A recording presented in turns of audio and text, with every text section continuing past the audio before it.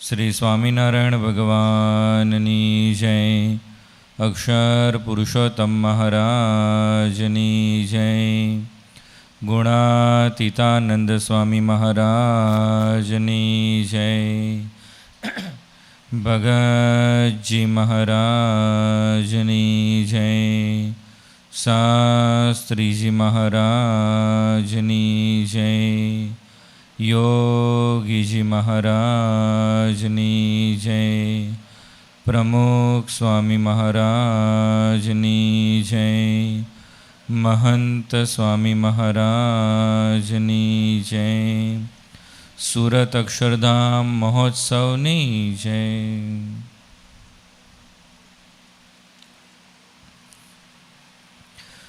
છેલ્લા 3 દિવસથી આપણે કલી મેં સાચો સતયુગ આવ્યો એ વિષયક પારાયણનો લાભ પ્રાપ્ત કરી રહ્યા છે. એમાં સૌથી પહેલા દિવસે આપણે જોયું હતું કે ભગવાન આ પૃથ્વી ઉપર આવે છે તો એક દિવ્ય સંકલ્પ સાથે આવે છે.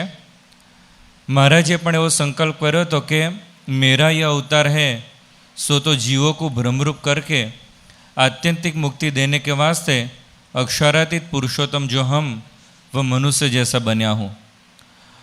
તો આ જે વિધાન છે એની અંદર મહારાજે પહેલાં તો પોતાનો પરિચય કરાવ્યો કે પોતે પૂર્ણ પુરુષોત્તમ નારાયણ છે. અને આપણે પહેલા દિવસે જોયું હતું કે 3 રીતે આપણે એમનો પરિચય કર્યો હતો. કે સૌથી પહેલાં તો સમાધિ દ્વારા, કે મહારાજે જે રીતે લોકોને સમાધિ કરાવેલી એના ઉપરથી આપણને પ્રતીત આવે કે પૂર્ણ પુરુષોત્તમ નારાયણ છે. બીજી વાત જે મહારાજે જ કરેલી કે લક્ષાવધિ મનુષ્યને નિયમનમાં રાખવા. હવે કઠણ હોય છે પણ લાખો લોકોને શ્રીજી મહારાજે નિયમનમાં રાખ્યા હતા. એ પુરુષોત્તમ નારાયણનું બીજું લક્ષણ હતું. અને ત્યાર પછી ત્રીજી વાત કે પરમહંસોને નિયમનમાં રાખવા. હવે પરમહંસો એક બધા જબરજસ્ત હતા, ભગવાન થઈને પૂજાય એવા હતા, પણ એ બધા પરમહંસોને પણ મહારાજે નિયમનમાં રાખ્યા હતા. તો એના દ્વારા શ્રીજી મહારાજ પૂર્ણ પુરુષોત્તમ નારાયણ છે એ વાત આપણે સમજ્યા હતા. પણ એનાથી પણ આગળની વાત કઈ હતી? તો મહારાજે વાત કરેલી કે અક્ષરાતીત પુરુષોત્તમ. એટલે પુરુષોત્તમને એમને એક વિશેષણ મૂકેલું છે કે અક્ષરાતીત. જેટલી પણ વસ્તુ આપણને દુનિયામાં જોવા મળે છે એ બધા કરતાં પર એ અક્ષરબ્રહ્મ છે. અને અક્ષરબ્રહ્મ કરતાં પણ પર એવા પુરુષોત્તમ. તો પહેલા દિવસે આપણે આ વાત સમજ્યા હતા અને મહારાજનો પરિચય આપણે પ્રાપ્ત કર્યો હતો. ત્યાર પછી આપણે જોયું હતું કે મહારાજે પોતે જે સંકલ્પ કર્યો હતો એ સંકલ્પની સિદ્ધિ કરવા માટે કેવા કેવા કાર્યો કર્યા હતા. તો વન વિચરણ એમને કર્યું હતું. અને ત્યાર પછી છેક અત્યાર સુધી મહંત સ્વામી મહારાજ રૂપે તેઓ સતત વિચરણ કરી રહ્યા છે. બીજી વાત આપણે જોઈ હતી કે ભક્તોને લાડ લડાવેલા. ત્રીજી વાત આપણે જોઈ હતી કે ઉત્સવ સમયા કર્યા હતા. પછી આપણે મંદિરો જે મહારાજે કર્યા હતા અને અત્યાર સુધી આપણે ગુરુ પરંપરા કરતી આવે છે એ આપણે જોયું હતું. અને ગઈકાલે આપણે જોતા હતા કે શ્રીજી મહારાજે જ્ઞાન એવું આપેલું છે કે જેના દ્વારા આપણું કલ્યાણ થાય. ગઈકાલે આપણે 2 વસ્તુ જોઈ હતી કે મહારાજે વચનામૃતમાં વારે વારે ટોટલ 3 વસ્તુ ગણાવેલી છે. એમાં પહેલી વસ્તુ સાંખ્ય જ્ઞાન કે જે આપણે ગઈકાલે જોયું હતું. બીજી વાત કે પરમાત્મા જ્ઞાન, એની પણ વાત આપણે ગઈકાલે જોઈ હતી કે અલ્ટિમેટલી આપણે ભગવાનનો આશરો કરવાનો હોય. અને ત્રીજી વસ્તુ છે એ છે આત્મજ્ઞાન, કે દેહ અને આત્મા જુદા છે. હવે આ જે વસ્તુ છે ને એ આપણા હિન્દુ ધર્મની એકદમ જ પાયાની માન્યતા છે કે જેની અંદર દેહ અને આત્મા એ જુદા છે. જ્યારે ગઈકાલે આપણે વાત કરેલી કે અર્જુનને પણ ડિપ્રેશન આવ્યું હતું મહાભારતનું યુદ્ધ જ્યારે થવાનું હતું. અને પહેલાં જ્યારે એને વિષાદ થયો હતો તો એ વખતમાં શ્રી કૃષ્ણ ભગવાન 18 અધ્યાય સુધી જુદી જુદી વાતો કરે છે. એમાં ઘણા બધા તર્કો આપે છે. એમાંની એક વાત એ કરે છે કે વાસાંસી જીર્ણાની યથા વિહાય નવાની ગૃણાતી નરો પરાણી તથા શરીરાણી વિહાય જીર્ણા નન્યાની સંયતિ નવાની દેહી. કે માણસ જે રીતે કપડાં બદલે છે, જૂના કપડાનો ત્યાગ કરીને નવા કપડાં ધારણ કરે છે, એવી જ રીતે આપણો આત્મા છે એ પણ જૂનું શરીર છોડીને નવું શરીર ધારણ કરે છે. જો દેહ અને આત્મા જુદા છે એ વાતને સમજાવવા માટે કેટલું અદ્ભુત અહીં આગળ ઉદાહરણ આપેલું છે. કોઈ પણ વ્યક્તિને સમજાઈ જાય કે દેહ અને આત્મા જુદા કેવી રીતે છે.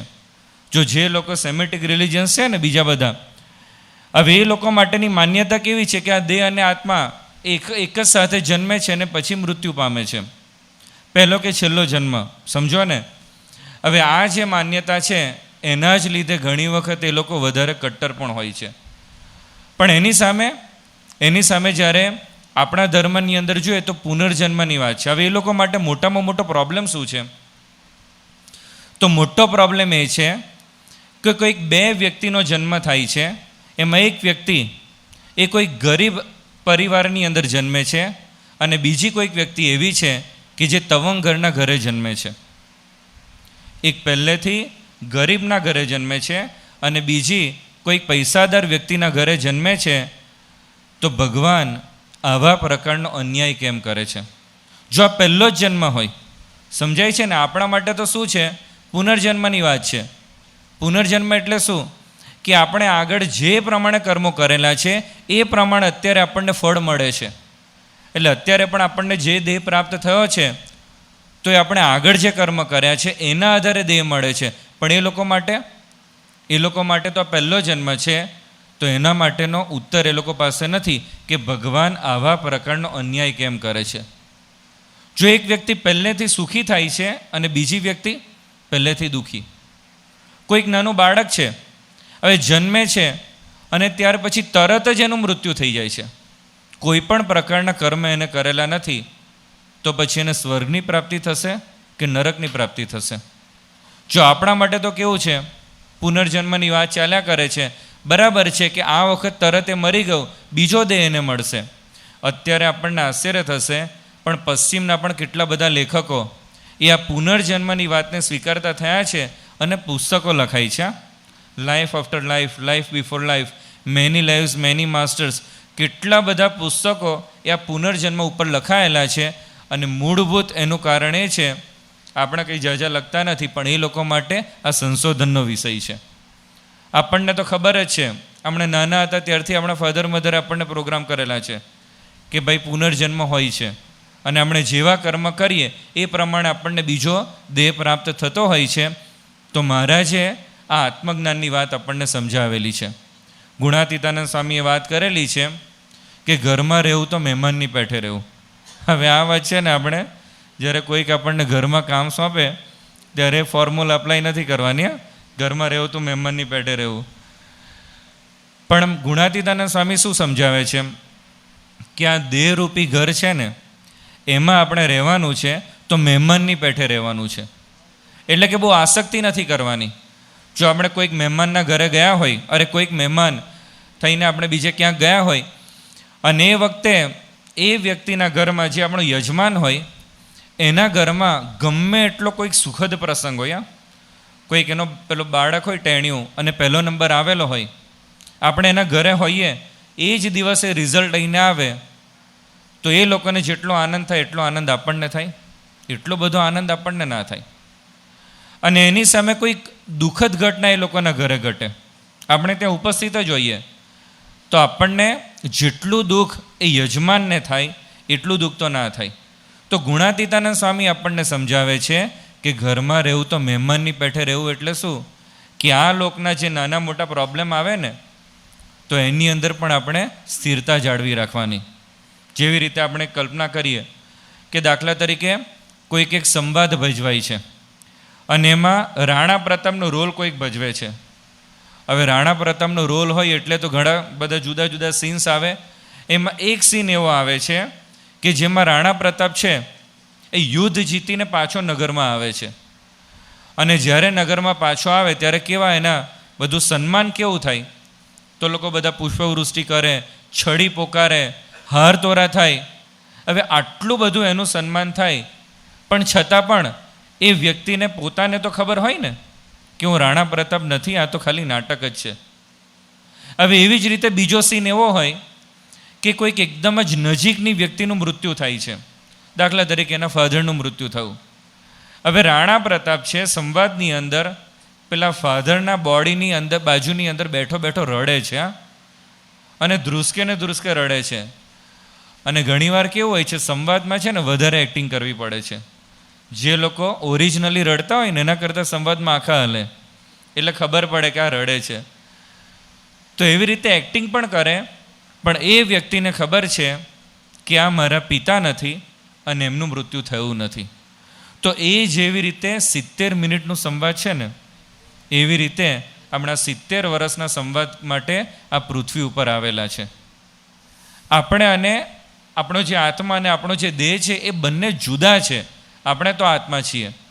હવે આ પહેલી વસ્તુ અને આ ત્રીજી વસ્તુ મહારાજે સમજાવી, અને આ વસ્તુ મહારાજે અહીંયા આગળ સીમિત નથી રાખી, પણ એનાથી પણ આગળ લઈ ગયા છે. મહારાજે શું વાત કરી છે? તો મહારાજે વાત કરેલી છે કે આપણો જે આત્મા છે એને અક્ષર બ્રહ્મની સાથે એકતા કરવાની છે. આપણે જે કહીએ છીએ ને કે અક્ષરમહમ પુરુષોત્તમ દાસોસ્મી. હવે આ વસ્તુને આપણે સમજીએ. આપણા જે બધા શાસ્ત્રો છે, આ વેદશાસ્ત્રોમાં આપણને 2 પ્રકારના વિધાનો જોવા મળે છે.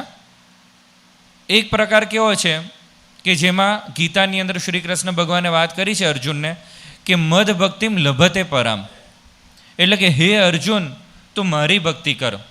કહેતા કે પરબ્રહ્મની ભક્તિ કર. તો એક પ્રકારના વચનો એવા છે કે જેમાં કોઈક બ્રહ્મની ભક્તિ કરવાની છે, અને એની સામે બીજા કેટલાક વચનો આપણને એવા મળે છે કે જેની અંદર એવી વાત કરવામાં આવેલી છે કે અહમ બ્રહ્માસ્મિ, એટલે કે હું બ્રહ્મ છું, અથવા તો તત્વમસી, એટલે કે તે તું છે. તે તું છે એટલે કે બ્રહ્મ તું છે. તો ક્યાંક એવા વચનો છે કે બ્રહ્મની ભક્તિ કરવાની છે, અને ક્યાંક એવા વચનો છે કે બ્રહ્મની સાથે એકતા કરવાની છે. હવે બહુ મોટો પ્રોબ્લેમ ઊભો થઈ જાય છે. હવે જે લોકોએ બ્રહ્મની ભક્તિ કરવાની વાતનો સ્વીકાર કરેલો છે એ ભક્તિ સંપ્રદાયો થયા, અને એ લોકો અહમ બ્રહ્માસ્મિ જેવા જે શબ્દો છે ને, એ જે બધા વાક્યો એને જસ્ટિફાઈ નથી કરી શક્યા. કારણ કે જ્યારે તમારે બ્રહ્મની ભક્તિ કરવાની હોય તો પછી બ્રહ્મની સાથે એકતા કરવાની વાત ક્યાંથી આવે? અને એની સામે જે લોકોએ પોતાને બ્રહ્મ તરીકેનો સ્વીકાર કરેલો છે, અહમ બ્રહ્માસ્મિ, હવે એ લોકો કયા બ્રહ્મની ભક્તિ કરે? જો જે લોકો અહમ બ્રહ્માસ્મિનો સ્વીકાર કરે છે એ લોકો માટે પ્રોબ્લેમ એ થાય છે, કદાચ આ લોકની રીતે ક્યાંક એ લોકો ભક્તિ કરતા હોય, પણ મૂળભૂત એમની ફિલોસોફી એ છે કે આપણે બધા જ પરબ્રહ્મ છીએ. બધા જ.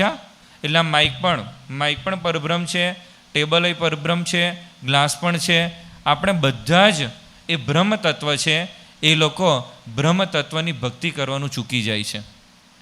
પણ એની સામે શ્રીજી મહારાજે આપણને બહુ જ એક અદ્ભુત તત્વજ્ઞાન આપેલું છે કે અક્ષરમહમ પુરુષોત્તમ દાસસ્મી, કે અક્ષરરૂપ થઈને પુરુષોત્તમની ભક્તિ કરવી એટલે અક્ષર સાથે એકતા કરવાની અને પુરુષોત્તમની ભક્તિ કરવાની. અલ્ટિમેટલી આપણે ત્યાં સુધી પહોંચવાનું છે. અને એટલા માટે જ મહંત સ્વામી મહારાજે પણ આ જે આપણને સૂત્ર આપેલું છે ને, સાધના મંત્ર અક્ષરમહમ પુરુષોત્તમ દાસોસ્મી, અને આપણને કીધેલું છે કે પૂજાની અંદર પણ એનો પાઠ કરવાનો, કે જેથી કરીને આપણને સતત અનુસંધાન રહે કે આપણે અક્ષર બ્રહ્મની સાથે એકતા કરવાની છે અને પુરુષોત્તમની ભક્તિ કરવાની છે. તો શ્રીજી મહારાજે આવું એક અદ્ભુત જ્ઞાન આપ્યું આપણા કલ્યાણ માટે. અને ત્યાર પછીની છેલ્લી વસ્તુ છે કે મહારાજ આ પૃથ્વી ઉપર પ્રગટ રહ્યા આપણું કલ્યાણ કરવા માટે. હવે આ જે વસ્તુ છે ને એ આપણા માટે બહુ જ મહત્ત્વની છે, કારણ કે આપણો જીવતો સંપ્રદાય છે એવું કહીએ. કારણ કે પ્રગટ છે, ભગવાન આ પૃથ્વી ઉપર પ્રગટ છે અક્ષર બ્રહ્મ ગુરુ દ્વારા. જો મહારાજે અંત્યના બીજા વચનામૃતમાં કહ્યું છે કે જેવી પરોક્ષ દેવને વિશે જીવને પ્રતીતિ છે, તેવી જો પ્રત્યક્ષ ગુરુ ફરીને વિશે આવે તો જેટલા અર્થ સિદ્ધ કરવાના કયા છે તે તમામ અર્થોની સિદ્ધિ થાય. હવે 4 પ્રકારના અર્થોની વાત એ આપણા શાસ્ત્રોમાં કરવામાં આવેલી છે: ધર્મ, અર્થ, કામ અને મોક્ષ. હવે મોક્ષ પ્રાપ્તિ છે અલ્ટિમેટ અર્થ છે, એટલે કે અલ્ટિમેટ ત્યાં સુધી આપણે પહોંચવાનું છે. હવે જેટલા પણ દુનિયાની અંદર આસ્તિક લોકો છે ને, જેટલા પણ, સમજો ને કે 80% લોકો આસ્તિક હશે, કોઈક ને કોઈક ધર્મમાં તો માનતા હશે. હવે આ બધા જ લોકો શેના માટેના પ્રયત્ન કરે છે? મોક્ષ પ્રાપ્તિ કરવા માટેના. અને એના માટે આપણે જોઈએ તો કોઈક પેલા રોઝા કરે છે, પેલી હજ યાત્રા કરે છે. ત્યાં યુરોપ બાજુ પોર્ટુગલમાં એક ચર્ચ છે ફાતિમા કરીને. હવે ખ્રિસ્તી ધર્મનું એ ચર્ચ છે, અને એમાં કેવી પ્રણાલિકા છે? ઘૂંટણીએ ચાલીને જવાનું. થોડા સમય પહેલાં સંતો ત્યાં ગયા હતા અને એ લોકો પેલા ફોટાને બધું પાડીને બતાવ્યું હતું. ત્યાં સારંગપુરમાં લિટરલી લોકો ઘૂંટણીએ ચાલીને જતા હોય છે. તો મોક્ષ પ્રાપ્તિ કરવા માટે આપણે હિન્દુ ધર્મમાં કેટલું બધું થાય છે નહીં. 4 ધામની યાત્રા થાય છે, પછી હમણાં શ્રાવણ મહિનો આવે તો વ્રત ઉપવાસને બધું થાય છે. તો 80% લોકો દુનિયામાં મોક્ષ પ્રાપ્તિ માટેના પ્રયત્નો કરે છે. હવે આ જેટલા પણ પ્રયત્નો થાય છે ને એ ખોટા નથી. આ પ્રયત્ન તો સાચા છે. કેવા કેવા? થોડા વર્ષો પહેલાં પ્રમુખ સ્વામી મહારાજ ઉપર એક સદાનંદ કરીને, એક સત્યાનંદ બાબા કરીને એક સંન્યાસીનો પત્ર આવ્યો હતો અને એમણે એમની સાધના બધી ગણાવેલી. એમણે વાત કરેલી કે 36 વર્ષની ઉંમરે મેં ગૃહ ત્યાગ કર્યો હતો અને કે 10 વર્ષ સુધી ગંગોત્રીની ઉપર ગૌમુખમાં રહીને ઠંડા પાણીમાં 12 માસ સ્નાન કર્યું હતું. હવે મેં તમને બીજા દિવસે વાત કરેલી કે કેવી હાલત ત્યાં થાય છે, કેટલું ઠંડુ પાણી હોય છે. 10 વર્ષ સુધી ત્યાં આગળ આવા પ્રકારની સાધના કરેલી. ત્યાર પછી એમણે વાત કરી કે મેં જે ડોંગરેજી મહારાજનું જે ભાગવત એનો 70 કરતાં પણ વધારે વખત પાઠ કરેલો છે. હવે આ બીજી સાધના કરેલી છે. અમુક લોકો કેવા હોય, એક જ ચેનલ ચાલુ હોય, જેને યાત્રા કરવાનું ગમતું હોય ને એ બસ દર ઉનાળાની અંદર યાત્રા કરે, બાકી એને આખું વરસ ભગવાનની જોડે કોઈ નિસ્બત ના હોય. એવા પણ બધા લોકો હોય છે. જે લોકોને તપ ફાવતું હોય તપ કર્યા કરે, પણ આ જે માણસ હતા બધી જ બાજુની ચેનલો ચાલુ હોય ને એવું લાગે. તો આવી રીતે એ પાઠ કરતા હતા. પછી એમણે વાત કરી કે રોજ ઓમ શ્રી કૃષ્ણાય નમઃ એ મંત્રનો જાપ 1,00,000 વખત કરતો હતો. હવે 1,00,000 વખત પાઠ જપ કરવા માટે કેટલી માળા ફેરવવી પડે? 1,00,000 જપ કરવા માટે કેટલી માળા થઈ? આશરે એક માળામાં કેટલા મણકા આવે છે? 108 આવે છે. એટલે માળા કેટલી થાય? 1,000 માળા રોજ ફેરવવાની. આપણી તો કેટલાકની મહિનાની પણ એટલી નહીં થતી હોય. થાય એટલી બધી કેવી રીતે થાય? હવે રોજ 1,000 માળા જપવા માટે કેટલા કલાક બેસવું પડે? એવરેજ કાઢી છે? એવરેજ તો ક્યાંથી કાઢી હોય, પણ રોજ 10 કલાક બેસે ને, આપણે ધારીએ કે કલાકમાં 100 માળા થઈ સ્પીડ હોય તો રોજ 10 કલાક માળા જાપ કરતા હતા. આટલી બધી કઠોર સાધના કરેલી. એમણે વાત કરી કે અત્યારે મારી 56 વર્ષની ઉંમર છે, પણ મારા મનની અંદર ભીતિ છે કે ભગવાનની પ્રાપ્તિ થયા વગર જ મારો દેહ પડી તો નહીં જાય ને. તો જો સાધના કેટલી બધી દુનિયામાં લોકો કરે છે. શ્રીજી મહારાજે શું વાત કરેલી છે કે આ બધી જ સાધના બરાબર છે, પણ મોટામાં મોટી સાધના કઈ છે કે જેવી પરોક્ષ દેવને વિશે જીવને પ્રતીતિ છે તેવી પ્રતીતિ પ્રત્યક્ષ ગુરુરૂપ હરિને વિશે લાવવાની. હવે પરોક્ષમાં આપણા બધાને પ્રતીતિ છે. અહીં બાજુમાં સોસાયટીમાં પણ તમે કોઈ રેન્ડમ વ્યક્તિને પૂછશો ને કે રામચંદ્ર ભગવાન હતા કે નહીં, તો કે હતા. રોડ ઉપર જતી કોઈક વ્યક્તિને પૂછશો કૃષ્ણ ભગવાન હતા કે નહીં, તો કે હતા. તો બધાને પ્રતીતિ છે પરોક્ષની અંદર.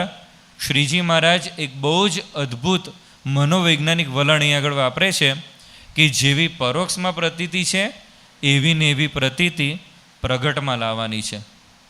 જો રામચંદ્ર ભગવાન પૃથ્વી ઉપર હતા, કેટલા લોકો એમને ભગવાન તરીકે માનતા હતા? તો રામાયણના જ કેટલા કથાકારો ગણાવે છે, આંગળીના વેડે ગણાય ને એટલા આમ ગણાવે કે આટલા જ લોકો માનતા હતા. તો જો પ્રગટને ઓળખવા ને એ બહુ જ મોટી ચેલેન્જ છે. અત્યારે તમને કહેવામાં આવે કે તમે કલ્પના કરો રામચંદ્ર ભગવાનની, કેવી કલ્પના થાય આપણને? ચલો ઓનેસ્ટલી કહેજો, કેવું વિચાર આવે? મુગટ પહેરેલો હોય તો ફિક્સ જ હોય, કોઈ પણ ભગવાનને મુગટ તો પહેરાવો જ પડે આપણે. હવે મુગટ હોય, પછી એક હાથમાં ધનુષ્ય હોય, બીજામાં એક તીર હોય, પાછળ તીરનો ભાતો હોય, જરિયાન વસ્ત્રો પહેરેલા હોય, પગમાં પાદુકા હોય, એક બાજુ લક્ષ્મણજી હોય અને બીજી બાજુ કોણ હોય? સીતાજી. અને ચરણારવિંદમાં કોણ બેઠેલું હોય? હનુમાનજી. ફિક્સ જ. 24 કલાક રામચંદ્ર ભગવાન આવી રીતે ફરતા હશે. હવે આવો સીન આખા જીવનમાં કેટલી વાર થયો હશે? બોલો, કેટલી સેકન્ડ્સ માટે થયો હશે? પણ જ્યારે પણ આપણને ભગવાનની કલ્પના કરવાનું કે આપણને આવી જ કલ્પના થાય છે. પાછળ ચક્કર તો કહેવાનું રહી ગયું, ચક્કર હોવું જોઈએ. હવે આ બધી વસ્તુ આપણે છે ને મેન્ડેટરી કરી નાખે, આટલું તો હોવું જોઈએ તો જ ભગવાન કહેવાય. હવે જ્યારે ભગવાન આ પૃથ્વી પર હશે ને, કે ચક્કર કંઈ ફરતું હોય ને કંઈ જરૂરી નથી આ. અને ભગવાન આ પૃથ્વી પર આવે તો જે રીતે મનુષ્ય જીવન જીવતા હોય છે એવી જ રીતે ચરિત્રો કરે છે. જો આપણને એવી કલ્પના નહીં થઈ કોઈ પણ ભગવાનના, તો એમના માટે આપણને એવી કલ્પના નહીં થાય કે બીમાર પડી ગયા છે અને એમના છે ને ગાલય અંદર જતા રહ્યા છે કારણ કે ઉંમર થઈ ગઈ છે અને વાળ પણ સફેદ થઈ ગયા છે અને પલંગમાં સૂતેલા છે, બાજુમાં દવાની બોટલ છે અને ખોખો ખોખો કરે છે, એવું ક્યારેય પણ કલ્પના થાય આપણને? જો ભગવાન એટલે પેલું ચક્કર ને બધું સ્ટાન્ડર્ડ વસ્તુ હોવી જોઈએ. પણ મહારાજે પંચાળા 4 વચનામૃતમાં કીધેલું છે કે મનુષ્યની જેમ જ ભગવાન પણ ગર્ભમાં આવે છે, જન્મ ધારણ કરે છે, બાળ, યૌવન અને વૃદ્ધ અવસ્થા ધારણ કરે છે અને પછી દેહ પાડી દે છે. 28 જેટલા સ્વભાવો આ વચનામૃતમાં મહારાજે ગણાવેલા છે. કામ, ક્રોધ, લોભ, માન, સ્વાદ, પારકું, પોતાનું, હર્ષ, શોક, પક્ષપાત, આવા 28 જેટલા સ્વભાવો ગણાવેલા છે. આ બધા જ સ્વભાવો એ ભગવાન આ પૃથ્વી ઉપર આવીને બતાવવાના છે. તો ભગવાન આ મનુષ્યની જેમ જ ચરિત્ર કરતા હોય છે. હવે એની અંદર આપણે પ્રતીતિ લાવવાની થાય છે. તો શ્રીજી મહારાજે વાત કરેલી છે કે પ્રતીતિ લાવવાની જેવી પરોક્ષમાં છે એવી ને એવી પ્રગટમાં. હવે એના માટે આ જે પ્રતીતિની વાત છે ને એમાં પછી મહારાજે શું વાત કરી છે? તો મહારાજે ખાલી એટલેથી ના છોડી દીધું કે જેવી પરોક્ષ દેવને વિશે પ્રતીતિ એવી ને એવી પ્રગટ હરિમાં પ્રતીતિ. એમને શું વાત કરી? પ્રગટ ગુરુરૂપ હરિમાં પ્રતીતિ લાવવાની. હવે આ ગુરુરૂપ શબ્દ છે એ આપણા માટે બહુ ઇમ્પોર્ટન્ટ છે. મહારાજ જ્યારે આ પૃથ્વી ઉપર હતા, ખાલી આપણે વચનામૃતનો જ અભ્યાસ કરીએ ને તો પણ આપણને ઓછામાં ઓછા 5 સંદર્ભો મળે કે જેમાં મહારાજ પોતે ભગવાન હતા એની વાત થયેલી હોય. મહારાજે પ્રથમના 3જા વચનામૃતમાં શું કીધું? એમણે વાત કરી કે ભગવાન જે અવતારે કરીને જે સ્થાનકને વિશે જે લીલા કરે છે તે સર્વે સંભાળી રાખવી. અંતકાળે જો જીવને એની પણ સ્મૃતિ થઈ આવે તો એનું રૂડું થાય. પહેલાં આવી જનરલ વાત કરી અને પછી શું કીધું કે એટલા માટે જ અમે જો અમે ઉપર ભાર છે. પહેલાં ભગવાનની વાત કરી અને પછી વાત કરી કે અમે મોટા મોટા વિષ્ણુયાગ કરીએ છીએ અને જન્માષ્ટમી અને એકાદશી આદિક વ્રતના વર્ષો ઉત્સવ કરીએ છીએ. તો જો પહેલાં મહારાજે ભગવાનની વાત કરીને પછી કીધું કે એટલા માટે જ અમે આ બધું કરીએ છીએ, એનું મિનિંગ શું થાય? પોતે ભગવાન છે. મહારાજે અંત્યના 38મા વચનામૃતમાં કીધેલું છે કે સર્વોપરી એવા જે પુરુષોત્તમ ભગવાન એ જીવોના કલ્યાણને અર્થે આ પૃથ્વીને વિશે સર્વજનને નયન ગોચર વર્તે છે. નયન ગોચર વર્તે છે એટલે આંખેથી જોઈ શકાય છે ને એવી રીતે વર્તે છે. અને તમારા ઈષ્ટદેવ છે અને તમારી પૂજાને અંગીકાર કરે છે. હવે મહારાજ જ્યારે આ પૃથ્વી ઉપર હતા તો એમની પૂજા કોણ અંગીકાર કરતું હતું? તો જે ઓડિયન્સમાં બેઠેલું હતું એ મહારાજ જેમને વાત કરતા હતા, જે બધા શ્રોતાગણમાં બેઠેલા હતા, એ શ્રોતાઓની પૂજા એ મહારાજ પોતે અંગીકાર કરતા હતા.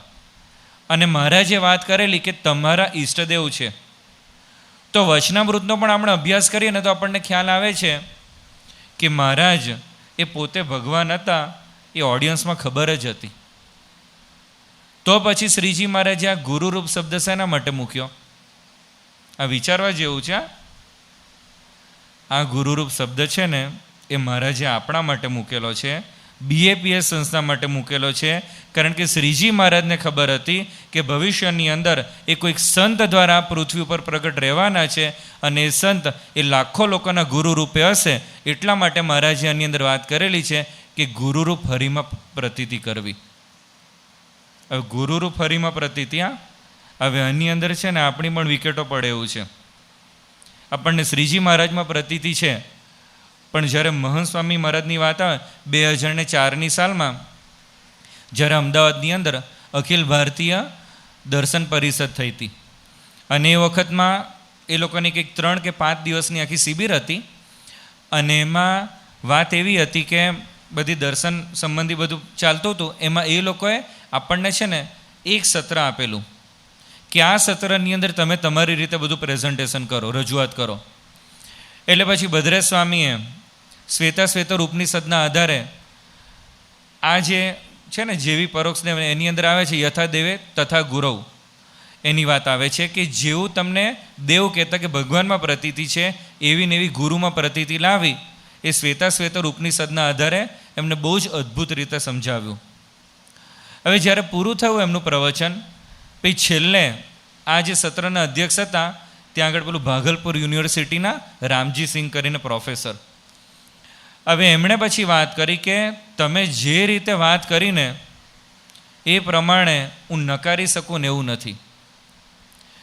પણ કે એમણે વાત કરી, કારણ કે ભદ્રેશ સ્વામી મૂળ વાત એવી કરેલી કે જેવી તમને ભગવાનમાં પ્રતીતિ છે એવી પ્રગટ ગુરુરૂપ ફરી એટલે કે પ્રમુખ સ્વામી મહારાજમાં પ્રતીતિ આવવી જોઈએ, અને કે અમારા માટે તો ભગવાને પ્રમુખ સ્વામી મહારાજ દ્વારા પ્રગટ છે. આવી બધી વાત કરી. એટલે પહેલાં એ વાત કરી કે તમે જે રીતે વાત કરી તો કોઈ રીતે હું નકારી શકું ને એવું નથી, પણ કેવી રીતે હું માની શકું કે જે વ્યક્તિ મારી આંખ સામે છે એ સાક્ષાત ભગવાનનું સ્વરૂપ હોય, કે જેમની જોડે હું વાતો કરી શકું છું, જેમનો સ્પર્શ કરી શકું છું એ ભગવાનનું સ્વરૂપ હોય, કેવી રીતે હું માની શકું? હવે આ વસ્તુ આપણને પણ લાગુ પડે છે ને, કેવી રીતે મનાય? જો અહીં આગળ એકદમ જ અચાનક હનુમાનજી પ્રગટ થાય તો શું થાય? હનુમાનજી આ ઓરિજિનલ પેલા ફોટાવાળા ને એવું બધું નહીં, કેટલી દોડાદોડી થાય. આપણે બધા વોટ્સએપ ને બધું કેટલા બધા કોલિંગ ચાલુ થઈ જાય ને, વિડીયો કોલિંગ ને બધું. આખું ધોરાજી બોલો ઉમટે, અને ખાલી ધોરાજી નહીં આખું ઇન્ડિયા અહીંયા આગળ ભેગું થાય, વ્યવસ્થા કરવાનું અઘરું પડી જાય. હવે એવું ને એવું આપણને મહંત સ્વામી મહારાજનો મહિમા સમજાય છે. જો ઘણીવાર સ્વામી આગળ આવ્યા હોય ને જુનાગઢ, કેટલાય લોકો એવા હશે એક વખત પણ દર્શન કરવા ના ગયા હોય, જેવું પણ હોય છે. હવે હનુમાનજી જુનાગઢ મંદિરે આપણે પ્રગટ થાય તો દોડી દોડીને જઈએ, બધા જઈએ, એકબીજાને કેટલું કહીએ, માર્કેટિંગ આપણે કરીએ કે હનુમાનજી આવેલા છે, જઈ આવજે. તો જો આપણને જેવી પરોક્ષમાં પ્રતીતિ છે ને એવી પ્રગટમાં નથી. આપણને થતું હશે કે આ સભામાં આવીને બેઠેલા છે પ્રતીતિ વગર. એક વખત છે ને બે બહુ જ ઊંચા બિલ્ડિંગ હતા, અને એની વચ્ચે એક જણે દોરડું બાંધ્યું, આમ 25 માળ ઊંચા હશે, અને પછી દોરડાના એક છેડેથી ચાલતો ચાલતો બીજા છેડે ગયો, અને બીજા છેડેથી ચાલતો ચાલતો પહેલા છેડે આવ્યો. હવે નીચે જે બધા ભેગા થયા હતા એ તો બધા એકદમ જ રાજી થઈ ગયા, જબરજસ્ત સ્ટન્ટ કર્યો. પછી પેલા એ શું કર્યું, પેલું જે પેલી લાકડી હોય છે ને, લાકડી એ લોકો બેલેન્સ માટે આડી હાથમાં પકડતા હોય છે, એ લાકડી વગર પેલા એ સ્ટન્ટ કર્યો, એક છેડેથી બીજા છેડે ને બીજા છેડેથી પહેલા છેડે.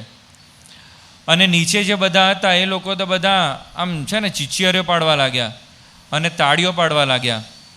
અને પછી પેલા 25 કિલોનું વજન એ ખભા ઉપર લટકાવ્યું, એક છેડેથી બીજા છેડે ગયો, બીજા છેડેથી પહેલા છેડે આવ્યો, અને સ્ટેન્ડિંગ ઓવેશન. ને બધે આખી જેટલા ભેગા થયા ને બધા ઊભા થઈ ગયા, અને ઊભા થઈ અને બધા વન્સ મોર કરવા લાગ્યા. એટલે પેલા માણસે કીધું કે તમને પ્રતીતિ છે હજુ પણ એક વખત હું આવું કરી શકું? પેલા લોકોએ કીધું કે 100% પ્રતીતિ છે. ખરેખર પ્રતીતિ છે? અરે ખરેખર પ્રતીતિ છે. પેલાએ કીધું તમારામાંથી ઘણા બધા તમારી જોડે નાના નાના ટેણિયાઓને લઈને આવ્યા છે, તમારામાંથી કોઈક એક ટેણિયું મને આપે, એને હું ખભા ઉપર બેસાડીશ, એક છેડેથી બીજા છેડે જઈશ, બીજા છેડેથી પહેલા છેડે આવીશ. શું થયું? બધા વિખેરાઈ ગયા કે આમાં આ ધંધો ના કરાય. તો પ્રતીતિ હતી ને. હવે આપણી પ્રતીતિ છે ને આવા ટાઈપની હોય છે. બરાબર છે, આપણે દુનિયાવી લોકો કરતાં તો ઘણા આગળ નીકળી ગયા છે કે આપણે આ સભામાં આવીને બેસીએ છીએ. ઘણા બધાએ શ્રાવણ મહિનામાં આપણે એકટાણાને બધું કર્યું હશે, અને આપણને પૂજા કરીએ છીએ, ગુરુ તરીકે આપણે મહંત સ્વામી મહારાજને માનીએ છીએ.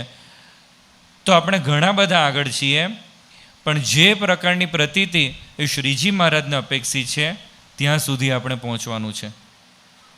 તો આવી પ્રતીતિ આવે કેવી રીતે? આ પ્રતીતિ વસ્તુ કેવી છે? પ્રતીતિ એટલે વિશ્વાસ. તો મહારાજે અંત્યના 27મા વચનામૃતમાં કીધેલું છે કે પંચવર્તમાન યુક્ત એવા જે સંત એના વચન કરીને ભગવાનનો નિશ્ચય થાય છે. તો એમાં મહારાજે પંચવર્તમાન યુક્ત સંતની વાત કરેલી છે. હવે આપણે ચેક કરીએ કે મહંત સ્વામી મહારાજમાં એ બધા વર્તમાનો છે કે નહીં. તો સૌથી પહેલાં તો નિસ્વાદી વર્તમાન. હવે વર્ષો સુધી સ્વામીએ કેવું ભોજન ગ્રહણ કરેલું છે. તો વર્ષો સુધી એ છે ને મગ અને પરવળ એવી 2-4 વસ્તુ જ ખાતા હતા, મીઠા વગર. હવે એમની પ્રસાદીની વિશેષતા શું ખબર છે? છેલ્લી વ્યક્તિ સુધી બધાને મળે. કારણ કે કોઈ તૂટી જ ના પડે. શેના માટે તૂટી પડે? કે ટેસ્ટ હોય તો બધાને મજા આવે ને. એટલે લિટરલી લોકો પ્રસાદની રીતે ખાય. એવું થતું હતું. એક વખત એક સંતે વાત કરેલી સ્વામીને કે સ્વામી, કે તમારા માટે તમે જ્યારે જમવા માટે બેસો ને તો કે મેનુ ફિક્સ, સિક્વન્સ ફિક્સ અને ક્વોન્ટિટી ફિક્સ. મેનુ ફિક્સ એટલે શું? કે જે વસ્તુ ગઈકાલે ખાધી હોય ને એ જ વસ્તુ આજે પણ ખાતા હોય, 6 મહિના પછી પણ એ જ વસ્તુ ખાતા હોય, 6 વર્ષ પહેલાં પણ એ જ ખાતા હોય. એમનું મેનુ છે ને ફિક્સ જ હોય. હવે આપણામાંથી કેટલાક તો કેવા હશે કે 2 કે 3 દિવસ સળંગ ખીચડી આવે ને તો થાળીઓ પછાડે કે આ રોજ શું એકનું એક બધું. અને એની સામે સ્વામીને મેનુ ફિક્સ. બીજું શું કે સિક્વન્સ ફિક્સ. જે સિક્વન્સમાં ખાય ને એ જ સિક્વન્સમાં એ ખાયા કરે. અને ત્રીજું ક્વોન્ટિટી ફિક્સ. હવે સ્વામી કદાચ ત્યાં સારંગપુરમાં હોય અને પેલા નહીં પપૈયાના ને બીજા બધા અમુક પેલું જમતા હોય, ક્યારેક જો 2ની જગ્યાએ 3 ફોડવા ખાધા હોય ને તો ત્યાં છે ને બધા સાધકો ડાયરીમાં નોંધ કરે આજે સ્વામીએ લીલા કરી. હવે એક ફોડું વધારે ખાવામાં લીલા. આપણે તો નિત નવતમ લીલા થઈ જાય ને, કોઈ ઠેકાણું હોય છે? કેવા તૂટી પડીએ છીએ. જે વસ્તુ ભાવે ને પાછળવાળાનો વિચાર જ નહીં કરવાનો, જે થવાનું હોય તે થાય. રોજની લીલા થઈ જાય. બોલો, આ કેટલો બધો સંયમ કહેવાય. નિસ્વાદી વર્તમાન આપણને આ જોવા મળે. ત્યાર પછી જોઈએ તો નિષ્કામી વર્તમાન. સ્વામી જ્યારે 2017ની સાલમાં દિલ્હીથી લંડન જતા હતા અને એ વખતમાં પેલું ક્રૂ મેમ્બર એક લેડી હતી, બાઈ હતી. અને પછી એક યુવકે બધી મર્યાદા સમજાવી કે સંતોને આવી રીતે હોય છે, તમારે દૂર રહેવાનું ને એવું બધું. અને પછી બધી વાતો ચાલતી હતી. એમાં પેલી બાઈએ વાત કરી કે મને પ્રતીતિ છે કે મહંત સ્વામી મહારાજ છે ને એ સાચા બ્રહ્મચારી પુરુષ છે. એટલે પેલા યુવકે પૂછ્યું કે મેં તમને જે આટલું બધું એક્સપ્લેનેશન કર્યું એના આધારે તમને પ્રતીતિ આવી? કારણ કે પેલા એ લાંબી કથા કરી હશે, બધા નિયમો સમજાવવા પણ બધી ચેલેન્જ હોય છે ઘણી વખત. તો એટલે પછી કે મેં આ બધી કથા કરી એટલા માટે. તો પેલી બાઈએ વાત કરી કે ના, એને એ રીતે નહીં, પણ કે મેં એવું અમારા શાસ્ત્રોમાં વાંચેલું છે, સાંભળેલું છે કે જે વ્યક્તિ બ્રહ્મચર્ય પાળતી હોય ને એની આંખોમાંથી તેજ નીકળતું હોય. મને મહંત સ્વામી મહારાજની આંખોમાંથી તેજ નીકળતું જોવા મળે છે. એટલા માટે પ્રતીતિ છે કે બ્રહ્મચારી પુરુષ છે. તો જો નિષ્કામી વર્તમાન, અને આપણા બધાને અનુભવ છે, અમારે તો ક્યાં આપણે બહાર કોઈનું પ્રમાણ લેવા જવાનું. ત્યાર પછી આપણે જોઈએ તો નિર્માની વર્તમાન. સવારે પૂજા પૂરી થાય પછી સ્વામી શું કરે છે? હમણાં બધાને નમન કરે છે. બોલો, આપણે હૃદય ઉપર હાથ મૂકો, નમન કરવા જેવા છીએ? આપણા ઘરવાળા આપણને નમન નહીં કરતા હોય. અને બાળ સભામાં બધા બાળકોને બધું કેટલું સંતો સમજાવે, માતા પિતાને પગે લાગવાના, માતા પિતાને પગે લાગવાનું. ત્યારે પેલા લોકો પગે લાગતા હોય, સ્વામી આપણને નમન કરે છે. આખા વિશ્વમાં આવું દ્રશ્ય તમને જોવા ના મળ્યા કે જેમાં આટલા મોટા ધર્મગુરુ હોય અને ભક્તોને નમન કરતા હોય. અને એવું નથી કે આપણે કેવા છે ને અમને ખબર નથી. ઘણીવાર અજ્ઞાન અવસ્થામાં બધું થયા કરે. આપણને નખ શીખ જાણે છે. કારણ કે અત્યાર સુધી આપણી વચ્ચે રહેલા છે. 83 વર્ષની ઉંમર સુધી એ આપણી વચ્ચે જ ફરેલા છે. આપણા વિસ્તારમાં કેટલી વખત આવી ગયા હશે અને એમાં કેટલી બધી ધમાલો હોય, બધાનો સ્વભાવ બધું જ એમને સહન કરેલું છે અને સાંભળેલું છે. ગુરુપદે આવ્યા પછી પણ આપણે જે બધા પત્રો લખીએ છીએ તો એમાં શું લખીએ છીએ? એમના વખાણના પત્રો કેટલા જણા લખતા હશે કે તમે આ રોબિન્સવિલમાં અક્ષરધામ બનાવ્યું, જબરજસ્ત કામ કર્યું, હું તમારા પર ફિદા થઈ ગયો. કોઈ લખે આવું? પોતાના પ્રોબ્લેમ્સ જ લખે, પોતાના સ્વભાવોની જ વાતો થતી હોય છે. સ્વામીને ખબર છે કે આપણે કેવા છીએ, પણ છતાં પણ આપણને નમન કરે છે, પગે લાગે છે. અમેરિકામાં હતા 2017માં બાપા, અને એ વખતમાં ત્યાં પેલા એક આશીષભાઈ કરીને હતા, ચેટનુગા કરીને એક પેલું નગર હશે, ત્યાંના એક પેલા નેટવર્ક એડમિન હતા. હવે એનું આખું ઘર બળી ગયું અને ઘરણાનો ડબ્બો બચ્યો એને સુવર્ણ તુલા કે કંઈક પેલો પ્રોજેક્ટ હશે એમાં સમર્પિત કર્યો. હવે બાપાને જ્યારે વાત કરી કે બાપા આ છે ને આશીષભાઈ છે ને આવું આખો પ્રસંગ કીધો, બાપા છે ને આમ સભામાં જતા હતા તરત જ નીચા નમીને એને પગે લાગી લીધું. હવે આટલા મોટા ધર્મગુરુ હોય તમે ઉંમરની રીતે પણ જુઓ ને, બીજું બધું ભૂલી જાઓ. 92 વર્ષની ઉંમર છે. ઓડિયન્સની અંદર બેઠેલા ખાલી 5% લોકો એવા હશે કે કદાચ એમનાથી ઉંમરમાં મોટા હશે, એ હું તો વધારે કહું છું. પણ છતાં પણ આપણને નમન કરે છે. ક્યારેય પણ આપણા પર તૂટી પડ્યા હોય, ગુસ્સે થઈ ગયા હોય એવું સાંભળ્યું છે આપણે. બાપા છે ને લંડનમાં હતા અને એ વખતમાં સંતોએ વાત કરી કે સત્સંગ સેન્ટ પરીક્ષાની વાત બાપા તમે કરજો, અહીં આગળ બધા સમજતા નથી, બધા ફોર્મ નથી ભરતા. એટલે પછી સ્વામીએ બધી થોડીક ભારે વાત કરી હશે. સ્વામીએ વાત તો કરી પણ પછી સ્વામીને મનમાં થયું કે આ છે ને ખોટું થયું. બીજા દિવસે સ્વામીએ સભામાં પાછી બધાની માફી માંગી કે ગઈકાલે થોડું વધારે ભારપૂર્વક કહેવાઈ ગયું કે સત્સંગ શિક્ષણ પરીક્ષામાં તમે ફોર્મ ને બધું ભરજો પણ તમને જે પ્રમાણે અનુકૂળતા હોય એ પ્રમાણે કરજો. હવે એમને ચિંતા થઈ. હવે આપણે એમને કહેવું પડે કે તમે છે ને ગમે એટલું બોલશો ને, અમે એટલી જાડી ચામડીવાળા છીએ ને, અમારે ભરવું હશે ને તો જ અમે ભરવાના છીએ. નહીં, વાસ્તવિક છે ને એ કહે ને ભરવાવાળા તો આપણે ક્યાં છીએ? આપણને મનમાં ફીટ થાય તો ભરીએ છીએ, પણ એમને મનમાં વિચાર આવે છે. બાકી કેટલાક તો ધર્મગુરુ ખખડાવે એટલે આજે તો બધાને સીધા કરી દેવા છે, ત્યાંથી તો ચાલુ કરે અને એટલું ખખડાવે ને, પેલો જે બોસ હોય ને એના નોકરને એટલું ના એટલું બધું ખખડાવે. પણ સ્વામી છે ને લેશ માત્ર પણ આપણા પર ગુસ્સે પણ નથી થતા. બાકી કેવું છે કે ઘણીવાર કેવું હોય છે કે આપણને કે અનંત કોટી બ્રહ્માંડના કરતા અને નિયામક સંચાલક એ છે ને ભગવાન સ્વામિનારાયણ, પણ આ 5 જણાને તો મારે સીધા કરવા પડશે મંડળમાં. આવી પછી ફાઇલો લઈને ફરતા હોઈએ છીએ આપણે. આ વ્યાયામ જોવા જાય તો આપણે બધાની ફાઇલો કોને આપેલી છે? પ્રમુખ સ્વામી મહારાજે, મહંત સ્વામી મહારાજને આપેલી છે. છતાં પણ જાણે સીધા કરી દેવાને એવું બધું એમના મનની અંદર નથી હોતું. અને ત્યાર પછી છેલ્લું વર્તમાન આપણે જોઈએ, નિસ્નેહી વર્તમાન. જ્યારે એમણે એપ્રિલ 1956ની અંદર ત્યાં આગળ એગ્રીકલ્ચર કોલેજની અંદર છેલ્લો વાયવા એમનો પૂરો થયો અને પછી એ નીકળ્યા, સીધા ગોંડલ આવી ગયા હતા. અને ત્યાર પછી 1 ફેબ્રુઆરી 1957ના દિવસે યોગીજી મહારાજે એમને ગોંડલમાં જમાડવા માટે બેસાડ્યા. અને પછી આશ્ચર્ય થાય, યોગીજી મહારાજે એમને અથાણા આપ્યા, પાપડ પાપડીને એવું બધું કંઈક આપ્યું. હવે આ વિનુભાઈ, એમનું નામ વિનુભાઈ હતું, વિનુભાઈ વિચાર કરે કે યોગીજી મહારાજ તો ઉપવાસ કરાવે, આ બધું તો રજોગુણીમાં ખપી જાય એમના માટે. હવે આવું બધું આગતા સ્વાગતા આટલી બધી કેમ કરે છે? છેલ્લે પાન બીડા આપ્યા. હવે આ તો કેટલું આશ્ચર્ય લાગે, યોગીજી મહારાજ પાન બીડા આપે? એમને તો જેમના માટે પ્રેમ હોય ને એને તો ઉપવાસ જ કરાઈ કરે એવું હતું. અને પછી આ બધું આખું જમવાનું પૂરું થયું, જમણવાર, અને પછી યોગીજી મહારાજે ધડાકો કર્યો, આવતીકાલે તમને દીક્ષા આપવાની છે. હવે કેટલું અઘરું પડે. જો બરાબર છે કે સાધુ થવાનું નક્કી હોય, પણ અમારા બધાની સ્કીમ કઈ છે ખબર છે? છેલ્લે મહિનો છે ને ઘરે આવવાનું. અહીં આગળથી કોણ પેલા વિજયભાઈ છે ને, છેલ્લે મહિનો ઘરે આવશે અને માતા પિતા છે ને બધા જ એના લાડકોડ બધા પૂરા કરશે કે અહીં આગળ જવું છે કે હા બેટા ચાલ લઈ જઈએ, કે આ ભાવે છે તો ચાલો એ બનાવીને ખવડાવીએ.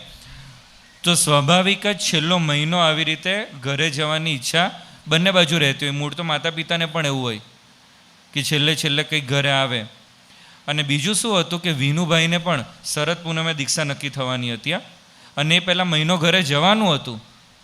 અને યોગીજી મહારાજે ધડાકો કર્યો તો એમણે એવી વાત ના કરી કે હું છે ને જરા ઘરે એક આંટો મારી આવું ખાલી, કાલે પાછો, પણ મને કહી આવો તો દો, તમે મને બરોબર દીક્ષા આપો છો. આટલી મોટી સરપ્રાઈઝ એમને કશી જ વાત ના કરી કે તમારી ઈચ્છા છે તો દીક્ષા લઈ લેવી છે. તો જો નિસ્નેહી વર્તમાન આપણને જોવા મળે છે, આ સત્પુરુષો કોઈક પરિવારમાં જન્મવું પડે એટલે જન્મતા હોય છે, બાકી એ લોકો તો પહેલેથી જ એનાથી પર હોય છે, એ અનુભવ આપણને થાય છે. તો પંચ વર્તમાન યુગ તેવા જે સંત એના વચને કરીને ભગવાનનો નિશ્ચય થાય છે. મહંત સ્વામી મહારાજ આપણને શેની વાતો કરે છે કે શ્રીજી મારા સર્વોપરી ભગવાન છે. હવે આ વાત ત્યાર પછી તો કે ગુણાતીતાનંદ સ્વામી અક્ષરબ્રહ્મ છે, એ પણ વાત આપણને ઘણીવાર કહે છે. પછી કે એની એ જ લાઈન ચાલી આવે છે અને પોતે વાત કરે છે કેટલા પ્રસંગોએ. જ્યારે એમને પૂછવામાં 2021માં સ્વામી ત્યાં સારંગપુરમાં હતા અને એ વખતમાં ત્યાં પેલા કારિકા જેવી બાળકો બધા ભેગા થયા હતા, શિબિર હતી અને એમાં સ્વામી જોડે પ્રશ્નોત્તરી હતી અને એમાં એક બાળકે બાપાને પૂછ્યું કે બાપા તમારું સ્વરૂપ તમે તત્વે કરીને કોણ છો? સેકન્ડના પણ વિલંબ વગર સ્વામી બોલ્યા હતા અક્ષર છીએ. એ જ વખતમાં 2021 ઓક્ટોબરમાં ત્યાં આગળ રોબિન્સવિલમાં તપોમૂર્તિ નીલકંઠવર્ણી, પહેલાં ને 49 ફૂટના પેલા મોટા નીલકંઠવર્ણી પધરાવેલા છે. હવે એની પ્રતિષ્ઠા કરી બાપાએ સારંગપુરમાં બેઠા બેઠા. હવે આ ટેકનોલોજી છે ને એટલે આમાં અમુક ફાયદા પણ હોય છે. સ્વામી સારંગપુરમાં હતા અને એમને ત્યાં બેઠા બેઠા પેલી પ્રતિષ્ઠા કરેલી. સ્ક્રીનમાં બધું દેખાતું હતું, આખો કાર્યક્રમ હતો. હવે એ પ્રતિષ્ઠા પૂરી થઈને એ દિવસે સાંજે કાર્યક્રમ એવો કર્યો કે આપણે જે મિસ્ટિક ઇન્ડિયામાં નાના નીલકંઠ હતા ને, લતેશ પટેલ એનું નામ હતું, એ સાધુ થયા છે અને એમનું નામ નીલકંઠ સ્વામી છે. તો બધા સંતોએ આયોજન એવું કર્યું કે સ્વામી તમે છે ને આના ઉપર અભિષેક કરો.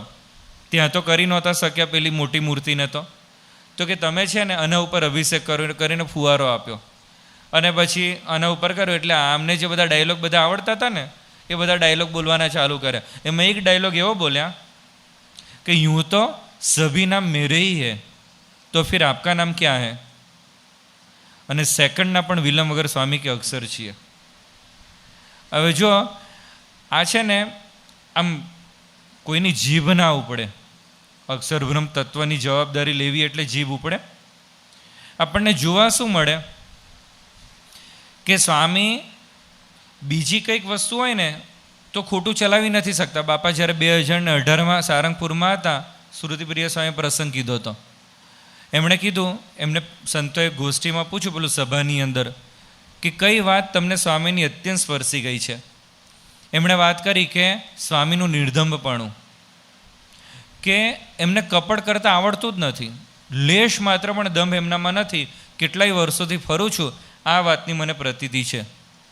પછી એમણે 2-3 પ્રસંગો કીધા. તો એક પ્રસંગ એવો કીધો કે સ્વામી જ્યારે ત્યાં સારંગપુરમાં હતા 2018માં જ, અને એ વખતમાં અમેરિકામાં કિશોરીઓની એક બહુ જ મોટી શિબિર હતી એટલાન્ટામાં, અને સ્વામી એ લોકોને ઓનલાઈન લાભ આપવાના હતા.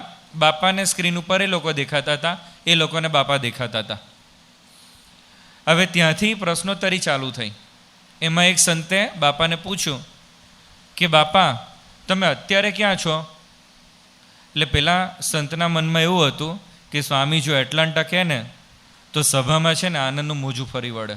હવે એવું એમને પ્લાનિંગ હતું. હવે શ્રુતિપ્રિય સ્વામીને ખબર પડી ગઈ કે સ્વામી છે ને નહીં બોલી શકે એટલાન્ટા, એટલે એમને તરત જ માઇકને મ્યુટ કર્યું અને પછી સ્વામીને પઢાવ્યા કે સ્વામી હમણે છે ને એટલાન્ટા બોલવાનું છે, એટલાન્ટા, બરાબર, એટલાન્ટા. અને પછી માઇક ચાલુ કર્યું. સ્વામી તમે અત્યારે ક્યાં છો? સ્વામી એમ છે ને થોડી વાર જોઈ રહ્યા, પછી કે સારંગપુરમાં છીએ. હવે જો આટલું પણ ખોટું એમનાથી નથી બોલાતું. બાકી હવે આમાં આ ખોટું બોલવા જેવું છે? પેલા લોકોને ખબર જ છે ભાઈ કે સ્વામી ક્યાં છે. હવે આ વસ્તુને જો આપણે ખોટું બોલવામાં ખપાવીએ, આપણે તો દિવસમાં 10 વખત ખોટું બોલતા હોય છે. વાતમાં અમુકને તો ટેવ જ હોય છે. સંતો વાત કરે છે કે એક વખતે કાર્યકરને ફોન કર્યો કે સ્વામી રસ્તે ચોલા લેન્ડલાઇન પર ફોન કરેલો છે, ક્યાંથી રસ્તો હોય? એમને જ્યારે એમના સ્વરૂપ સંબંધી પૂછવામાં આવે છે તરત જ એ કહે છે કે અમે અક્ષર છીએ. તો જો એમનામાં આપણે પ્રતીતિ લાવવાની છે. અને બીજી એક વસ્તુ શું છે, છેલ્લી વાત આપણે જોઈએ કે જે રીતે ધામમાં તેડી જાય છે ને, મહારાજે નહીં વાત કરેલી છે ને કે મહારાજને અંતકાળે જરૂર મારે આવવું, બિરુદ મારું એ ન બદલે સૌ જનને એ જણાવવું. તો મહારાજે એક બહુ જ મોટું વરદાન આપણને આપેલું છે, અંતકાળે તેડવા માટે આવે છે. અને મહારાજ જ્યારે આ પૃથ્વી ઉપર હતા ત્યારે પણ ઘણા બધા પ્રસંગો આવા નોંધાયા છે. અને આજની તારીખે પણ એવા પ્રસંગો થાય છે. 2017માં જ્યારે મહંત સ્વામી મહારાજ સારંગપુરમાં હતા અને હરિભાઈ માંડલિયા કરીને હરિભક્ત, હવે એમના દીકરાનો ફોન આવ્યો, વસંતભાઈ માંડલિયા. અને હરિભાઈ માંડલિયા છે ને વર્ષો સુધી ત્યાં સારંગપુરમાં બુક સ્ટોલમાં સેવા કરેલી. એટલે એમના દીકરાએ કીધું કે બાપા હવે તમે એમને તેડી જાઓ ધામમાં, કારણ કે આ જે છે ને હવે આમ ઘણું બધું રીબાઈ છે ને એવી બધી કંઈક વાત કરી હશે. એટલે પછી કીધું કે હા ભગવાન તેડી જશે. પેલા હરિભાઈ કે ના કે તમારે તેડવા આવવાનું છે. એટલે બાપાએ કીધું કે હા જાઓ કે ભગવાન તેડી જશે. અને પછી કોઈકે વાત કરી કે બાપા એમને ત્યાં છે ને લગ્ન પ્રસંગ પણ છે. તો કે લગ્ન પ્રસંગ ક્યારે છે? તો કે આ નવેમ્બરમાં ને એમાં છે. બાપા કે લગ્ન પૂરું થાય ને એના 10 દિવસ પછી કે હરિભાઈ ધામમાં જશે. 30મી નવેમ્બરે લગ્ન હતું, 10મી ડિસેમ્બરે હરિભાઈને સાંજે 6 વાગે એકદમ જ મહારાજ અને પરંપરા દેખાવા લાગી. અને એમને કીધું કે મને આરતી આપો, મારે આરતી ઉતારવી છે. હવે આમાં પછી સિસ્ટમ શું છે કે જે ધામમાં જવાનું હોય ને એમને જ ખાલી દેખાતા હોય છે, આ બાજુ એવું કંઈક કરતા હોય છે, બધાને ના દેખાતા હોય. એટલે બીજા બધાએ તો ખાલી દર્શન જ કરવાના હોય. પણ હરિભાઈએ આરતી ઉતારી અને બીજા દિવસે સવારે 6 વાગે આ જે હરિભાઈ છે એમને દેહ મૂકી દીધો. તો જો જે પ્રમાણે મહારાજ એ ધામમાં તેડી જતા હતા એવી રીતે આજની તારીખે પણ તેડી જાય છે. હમણાંનો જ પ્રસંગ 2024 ગયા વર્ષનો 20મી સપ્ટેમ્બરનો દિવસ હતો. અને ભૂપેન્દ્રભાઈ બારોટ કરીને આપણા એક હરિભક્ત ત્યાં ન્યુયોર્કમાં રહેતા હતા. અને 20મી સપ્ટેમ્બરે એમને એમના આમ બીમાર જ હતા, પણ 20મી સપ્ટેમ્બરે એમને એમના સગા સંબંધીઓને કહેવાનું ચાલુ કર્યું કે હું હવે 5 દિવસ પછી ધામમાં જવાનો છું. હવે આટલું સ્પેસિફિક કે 5 દિવસ પછી ધામમાં જવાનો છું. પછી બીજા દિવસે કે હવે 4 દિવસ પછી જવાનું છે, આમ કાઉન્ટ કરાવતા હતા. અને પછી તો ધામમાં જવાના હોય ને સત્સંગે એટલે બધી વાસના ને બધું આમ નિર્લેપ જેવા થઈ ગયા હતા. પછી તો એના પછી કે 3 દિવસ પછી જવાનો છું. અને એમણે વાત કરી એમના સગા સંબંધીને કે યોગીજી મહારાજ અને પ્રમુખ સ્વામી મહારાજના જે પ્રસંગો મેં તમને કીધા હતા એ બધાને વાગોળતા રહેજો અને સત્સંગ પાકો રાખજો કે ભગવાન આપણને તેડી જશે. અને પછી એ જ દિવસે એટલે કે 25મી સપ્ટેમ્બરના દિવસે સવારે એમણે કીધું કે આજે હું ધામમાં જવાનો છું. એટલે બધા સંબંધીને થાય તો ખરું ને કે આ રોજ બોલ્યા કરે છે. એટલે કીધું કે તમને કીધું કોણે કે તમે ધામમાં જવાના છો? કે પ્રમુખ સ્વામીએ કીધું કે મહંત સ્વામી મહારાજે? ત્યારે પેલા એ વાત કરી કે મહંત સ્વામી મહારાજે કીધું. તો કે શું કીધું, કેટલા વાગે ધામમાં જવાના છો? તો કે બપોરે 2:30 વાગે ધામમાં મને લેવા માટે આવવાના છે. આટલું સ્પેસિફિક. આ કે પેલી દિલ્હીની ટ્રેન પકડવાની છે, આટલું સ્પેસિફિક. અને પેલા એ કીધું કે બપોરે 2:30 વાગે મને તેડવા માટે આવશે. 2:28 વાગે આ ભૂપેન્દ્રભાઈ આકાશ બાજુ જોવા લાગ્યા, જાણે આમ કોઈકના દર્શન કરતા હોય ને એવી રીતે એટલી એકાગ્રતાથી જોવા લાગ્યા. એક્ઝેક્ટ 2:30 વાગે એમને દેહ મૂકી દીધો. તો જો મહારાજ જનને અંતકાળે જરૂર મારે આવવું, બિરુદ મારું એને બદલે સૌ જનને જણાવું. હવે આના કરતાં મોટી તો કેવી રીતે આપણને પેલું પુરાવા મળે? બીજી બધી જ વસ્તુમાં કદાચ આપણા તર્ક આડા આવ્યા કે મંદિરો બનાવે છે આવા, તો કે બહાર પણ બધા મોટા મોટા કોન્ટ્રાક્ટરો મોટા મોટા બિલ્ડિંગો બનાવે છે. અથવા તો ગુણો તો એમાં પણ દંભે કરીને કદાચ કરે. પણ આજે મહારાજ અને અંતકાળેવાળી જે વસ્તુ છે ને કે જે કોલ આપે છે, સમય આપે છે અને એ પ્રમાણે વ્યક્તિ ધામમાં જતી હોય તો એના દ્વારા આપણને પ્રતીતિ આવે કે ખરેખર અત્યારે શ્રીજી મહારાજ આ મહંત સ્વામી મહારાજ દ્વારા પ્રગટ છે, એમની પ્રાપ્તિ આપણને થઈ છે. ખરેખર કલી મેં સાચો સતયુગ આવ્યો આપણા માટે તો આવી ગયો છે. કારણ કે સ્વામિનારાયણ દેવો પ્રકટ ભયો તો આપણે મન કર્મ વચન એમને સેવી લઈએ. એમના ચરણોમાં પ્રાર્થના. શ્રી સ્વામિનારાયણ ભગવાનની જય.